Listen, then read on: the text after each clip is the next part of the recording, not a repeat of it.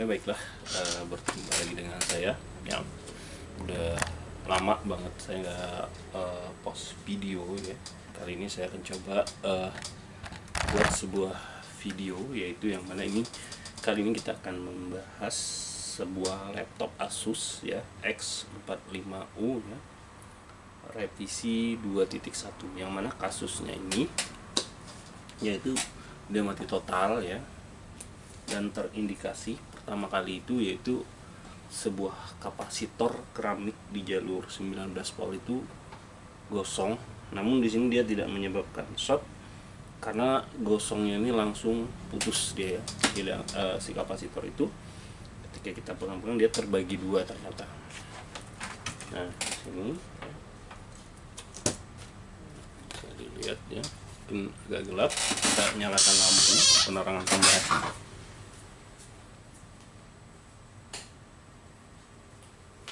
Oke guys, nah, mungkin agak terang ya. Oke, jadi di Asus ini pertama itu terjadi seperti yang saya ceritakan tadi, yaitu terjadinya sebuah kapasitor yang hangus ya, langsung saja putus, dan tentu saja dia tidak menjadi masalah.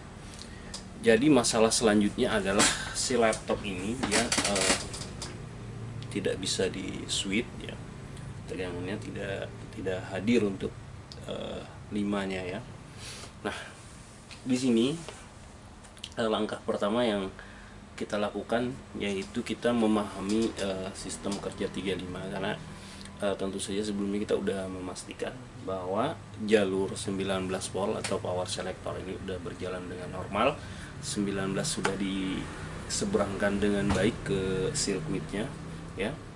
Di sini untuk IC-nya dia menggunakan apa juga ya, BQ25A, yang mana ini jelas sudah bahwa syaratnya dia harus menyeberangkan melalui 2 buah MOSFET N channel ya, yang mana di sini di gate-nya dibutuhkan tegangan sebesar 24 volt. Jadi di sini ya sudah dilakukan pengukuran. Ini ada 2 buah MOSFET di sini ya. Jadi di sini 19 sudah menyeberang, 24 volt juga ada. Nah, dan selanjutnya dianalisa yaitu di sini 5 tidak hadir ya. Maka yang kita lakukan yaitu menganalisa sekitar blok IC 35. Di sini kalau dilihat dari kita perhatikan seperti ini ya. Kita lihat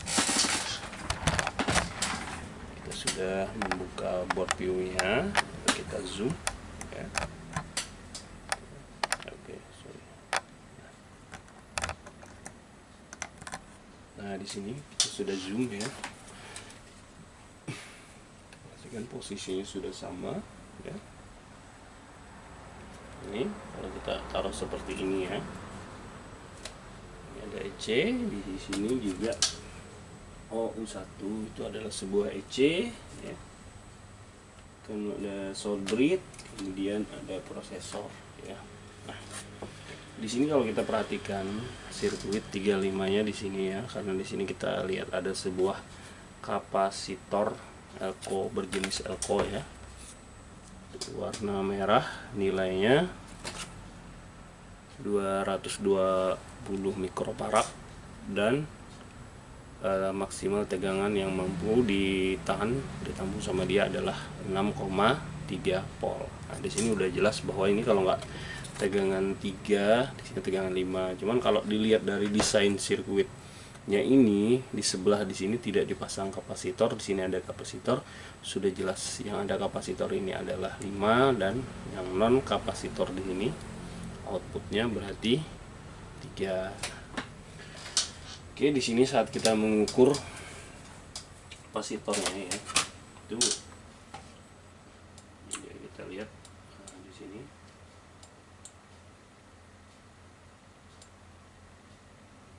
ya, di sini kita lihat di sini ya. Ini dia kapasitornya. ya. Jadi yang merah ini kalau di board view-nya ini ya. Oke. Oke, kita akan dekatkan kamera lagi lebih dekat ya. Oke, bisa terlihat.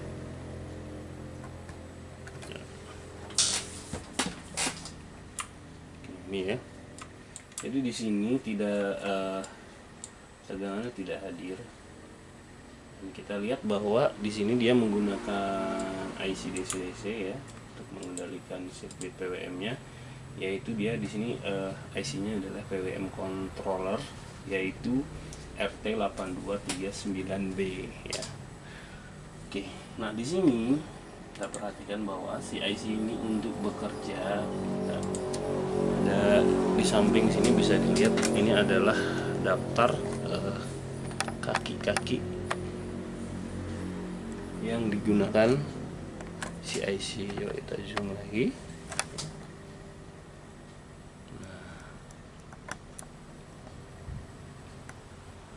Kita lihat dulu daftar dari kaki ini bisa kita lebarin ya. Oke, nah di sini kita lihat di kaki 1 ya, ini tertulis Pisus P5V SUS Pisus FW feedback ya.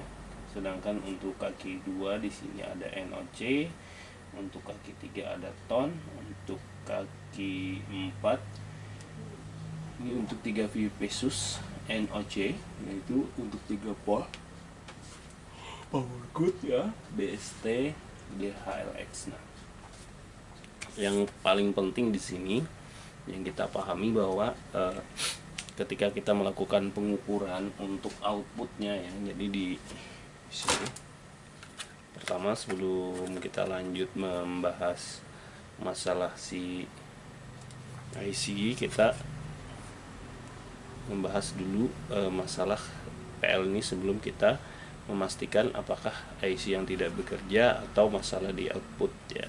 Nah, di sini kita lihat output 5 dan 3-nya ya. Jadi di sini harus kita ukur dulu apakah terjadi konslet di bebannya atau tidak. Nah, kebetulan di sini saat diukur yaitu bebannya tinggi. Jadi nilai yang tertera di ampometer kita itu tinggi ya. Ini nilai ohmnya tinggi sekali dan ya ibaratnya sesuai lah bahwa ini tidak terjadi konsleting di output 35. Nah, baru setelah itu kita lanjut analisa ke yaitu si IC 35-nya ini. Di sini kita perhatikan syaratnya pertama yang wajib banget yaitu 19 volt. Ini kita lihat yaitu di kaki 11 ini ada PIN. Nah, IC ini ketika kita lakukan pengukuran di sini ya, ternyata PIN-nya ini yang harusnya dia terima ya di kaki 11-nya ini itu tidak ada. Nah, di sini kita akan perbesar lagi. Kita lihat di sini ada sebuah VR ya. PR8101 ya. Yang mana VR ini dia menyeberangkan tegangan 19 volt dari 19 volt sistem sirkuitnya ya. Kemudian diseberangkan normalnya harusnya dia diterima oleh si IC tersebut. Namun di sini ya karena terjadi masalah, oke, sebentar kita benahi dulu kameranya.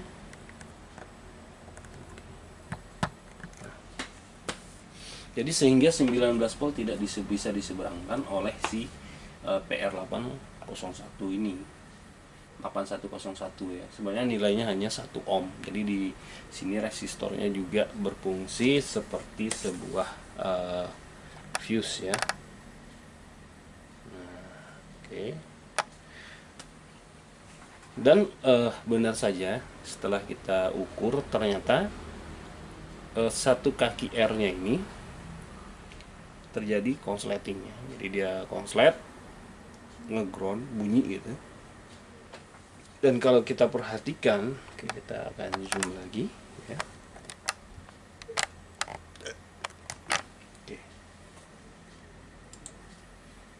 adalah 19 volt yang mengarah sumber dari sistem, sedangkan di sini adalah 19 volt yang harusnya dihubungkan ke kaki 11 si IC ini ya. Oke, ini terlalu besar, kita kecil lagi sedikit. Nah, IC 35 tadi, perhatikan ini titik merah ini adalah yang kita pilih, sedangkan kuning inilah adalah jalur yang terhubung ke merah. Di sini kita perhatikan ada 1, 2, 3, 4. Kita perhatikan ya. Jadi setiap kita pilih satu warna kuning itu kita klik, dia berubah menjadi merah, dan yang warna kuning yang lainnya itu adalah satu jalur. Di sini kita perhatikan kalau misal setelah resistor ini jalur 19-nya itu ngeground atau bisa dibilang konslet, artinya tersangkanya hanya ada dua kemungkinan ya. Satu, di sini kita lihat ada PC ya, PC 8102. Dua, yaitu IC kontrol PWM itu sendiri, yaitu RT8239B ya. Jadi di sini kita mengambil langkah yang termudah dulu ya. Nah, bagaimana maksud langkah termudah? Yaitu kita melepas komponen yang terkecil yang gampang dilepas. Nah, di sini yaitu yang terkecil ini adalah PC 8102 ya. Jadi di sini jadi yang kita lakukan adalah pertama memastikan melepas, yaitu sebuah kapasitor PC 8102 ini adalah sebuah kapasitor keramik ya, yang mana memang kapasitor jenis keramik ini sering terjadi keretakan ya, yang mana ketika terjadi keretakan maka dia berfungsi seperti kabel saja ya. Jadi dia akan menghubungkan dari titik 1 ke titik 2 tempat dia ditaruh ya. Jadi ya kalau misalnya titik satunya itu di 19, sedangkan satu titiknya di ground, ketika dia retak maka dia akan menggroundkan 19 volt. Oke. Nah, paling gampang di sini yang saya lakukan adalah melepas sebuah kapasitor PC 8102 ya. Ini di sini sesuai, ini kecil ya tempatnya, di ini nih dia dekat banget sebenarnya. Kalau kita bagaimana cara mencarinya ya, tinggal di sini kita kecil besarin. Kemudian kita lihat di sini ada sebuah resistor besar, kemudian ada dua kapasitor. Seperti ini kita arahin ya. Nah, kita perkecil, dia harusnya bentuknya seperti ini nih. Ya. Oke. Nah, di sini saat kita lakukan pelepasan kapasitor keramik itu ya, ternyata benar. Jadi shortnya hilang. Namun di sini nilai R sudah berubah sangat besar karena dia saat terjadi konsleting itu resistornya terbakar ya. Yang nilainya harusnya 1 ohm saja untuk menyeberangkan 19 volt, dia berubah menjadi sangat besar sekali sehingga 19 volt tidak bisa diseberangkan, dan dia tidak mengganggu konsleting terhadap 19 volt sistem. Nah, di sini untuk mengetesnya, di sini saya lakukan yaitu menjumper menggunakan kabel kecil ya. Ini sebaiknya resistor ini harus diganti. Karena apa? Takutnya ketika terjadi lagi kerusakan seperti ini ya, tentu saja ya kalau kita mau mengganti ini, kita juga harus mengganti kapasitor ini ya. Jadi ketika terjadi kerusakan nanti ya, otomatis yang jadi pengamannya itu ya si resistornya. Kalau kita tidak mengganti resistornya ini, maka yang ditakutkan adalah ketika terjadi kerusakan seperti ini lagi, yang rusak itu akibatnya akan lebih parah ya. IC-nya akan tentu saja yang jadi korban selanjutnya adalah si IC-nya, kemudian mungkin saja akan mengakibatkan kerusakan yang fatal. Mungkin saja jalurnya bisa terbakar karena kita memaksakan menggunakan sebuah kabel ya. Di sini kabelnya kita gunakan kabel yang kecil seperti ini ya, kabel jumper ini ya, kecil. Oke. Nah, sekarang kita lakukan pengetesan untuk penggantian. Nanti kita akan lakukan yaitu dengan cara kita mengganti komponen mengambil dari kanibalan. Nah, saatnya ini kita tes ya. Kita akan melakukan pengetesan. Oke. Di sini untuk kapasitornya yang penyebab short itu sudah saya ambil juga nih.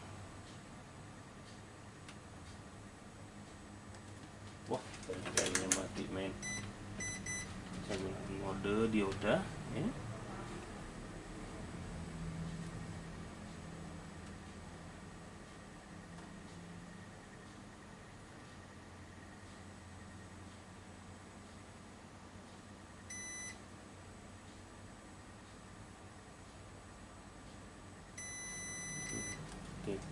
Ya susah ya, jadi benar yang menyebabkan adalah kapasitornya. Oke, nah ini saatnya sudah kita colok. Ting. Tidak ada respon apa-apa, tidak seperti Asus pada umumnya, yang mana kalau dia udah normal harusnya kalau baterai CMOS tidak dipasang seperti ini dia akan hidup dengan sendirinya ya. Sini kita akan menghidupkannya dengan menggunakan pinset ya. Kita akan gunakan pinset untuk menghidupkan si laptop ini. Ini kita untuk mengetahui jalurnya kita udah cek juga tadi melalui board view ya. Di sini ada sebuah 1, 2 di kaki 3 ya. Kemudian di kaki 3 itu terhubung terhadap sebuah kapasitor keramik. Itu kapasitor keramik itu, dari situlah kita tinggal jepit sebentar, karena prinsip tombol switch itu kan digroundkan sebentar ya, seperti itu. Oke, kita akan lakukan, bisa diperhatikan ya.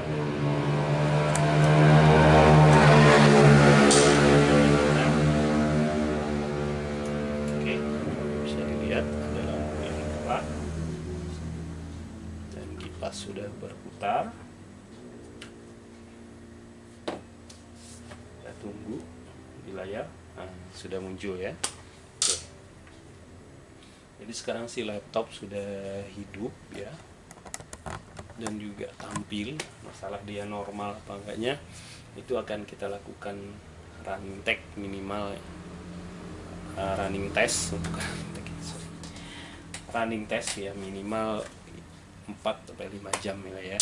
Kita coba pakai hard disk, kita pasang ke body, kemudian kita lihat responnya ya. Ini juga karena si laptop ini ya, kalau kita lihat kipasnya ini sepertinya lumayan kotor, mungkin juga harus kita lakukan pembersihan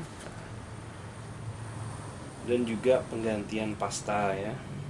Karena bisa kita lihat kalau pastanya itu agak kering, berarti kemungkinan sistem pendinginnya sudah tidak bagus. Jadi alangkah baiknya ketika kita mengganti pasta itu pendinginnya juga kita bersihkan ya, karena pendingin ini kan sifatnya seperti kipas ya. Kalau kipas angin di rumah itu kan kalau dia banyak debunya dia menghasilkan anginnya kurang, sama ya seperti kipas seperti ini juga. Oke, cukup itu saja ya tutorial dari saya ya. Jadi di sini kita memperbaiki sebuah laptop Asus X45U yang kasusnya mati total, yaitu 35 tidak jalan disebabkan oleh kurangnya suplai syarat kerja IC-nya ya. Yang di sini syarat kerjanya yaitu berupa tegangan, karena hampir semua IC itu dia membutuhkan tegangan utama ya. Jadi itu yang harus kita pahami. Jadi setiap IC kita harus lihat dulu apa yang dia butuhkan konsumsinya, yaitu tentu saja tenaga yang disebut tenaga ini berupa tegangan pol ya, 19, 5, 3. Tinggal kita perhatikan ya di IC itu apa yang terhubung di situ. Kalau IC untuk menghasilkan 3 dan 5 tentu saja powernya dia ngambil dari yang paling besar, yaitu sumber utamanya 19 volt, karena nggak mungkin 3 dan 5 dia mengambil powernya dari 5 volt ya, karena 5 volt dihasilkan dari IC. Jadi ini IC utama yang tentu saja kalau ini bermasalah laptop akan mati total. Oke, semoga tutorial kali ini bisa bermanfaat buat teman-teman para teknisi ya, pemula, senior, karena mungkin untuk para junior ya. Kalau senior mungkin udah nggak perlu lagi ya, karena mungkin mereka juga udah berada di level yang berbeda. Oke, sekian dan terima kasih. Sampai jumpa lagi di video-video saya selanjutnya. Assalamualaikum warahmatullahi wabarakatuh.